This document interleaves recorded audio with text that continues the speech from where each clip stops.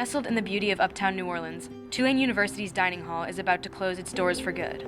But its reputation is all but dead among the student population. Bruff patrons have taken to posting online about their dining horror stories, which have gone viral in the Tulane community.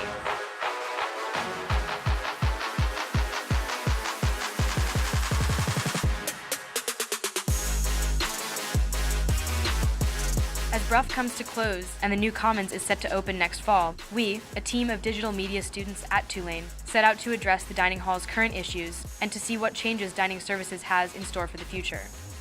We reached out to Bruff and Sodexo managers to set up interviews.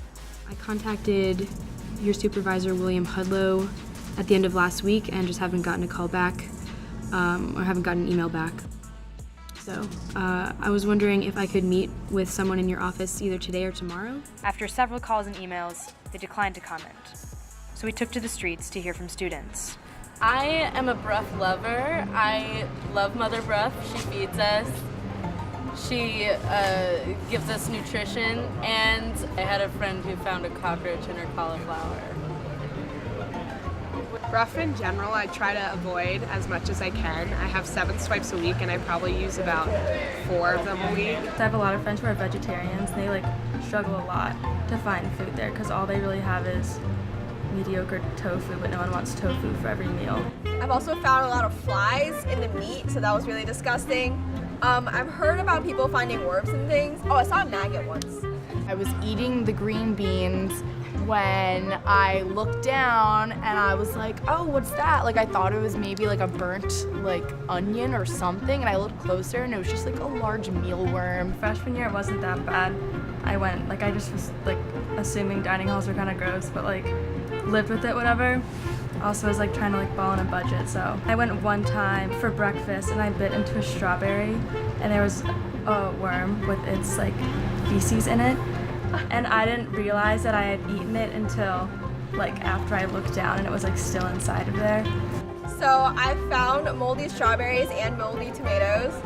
What upsets me the most, sometimes the fruit can be not fresh, which is kind of upsetting. It just should have easily really been avoided had they taken the time to actually check the plates that they were preparing. I don't like the wall in the dishwashing room. It's really isolating.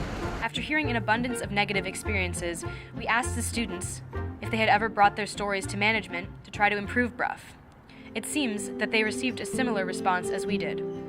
I didn't go to the workers directly in the moment because I had those experiences. They weren't super nice, but I did take a picture of it and I reported it to a bunch of people, and I didn't hear back for a while, and then eventually the manager, I think, called me and he was like, oh, I'm so sorry about it, that shouldn't happen, told me everything they do to check their food, and I was like, okay.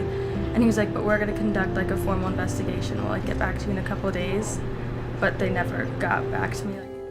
Although their suggestions were not taken into consideration for the current Bruff, students definitely hope to see some changes in the new Commons. Oh, not fluorescent lighting. That would be amazing. I'm really looking forward to the space, how it's going to be a lot bigger. Maybe more variety, less oily things, because everything's super drowning in grease. Really mark those distinctions from where you can be loud and where you can be quiet, and not have a massive echo going around the place. That'd be awesome. More of a Luff sort of ambiance would be awesome. The ambiance. Make it more like Luff. I haven't gone back since, because now I go to Luff because they're just a lot better and cleaner. The students have spoken. It's up to dining services to make some changes, but for now, the most we can do is to pay tribute to Mother Bruff in her final moments before we say goodbye.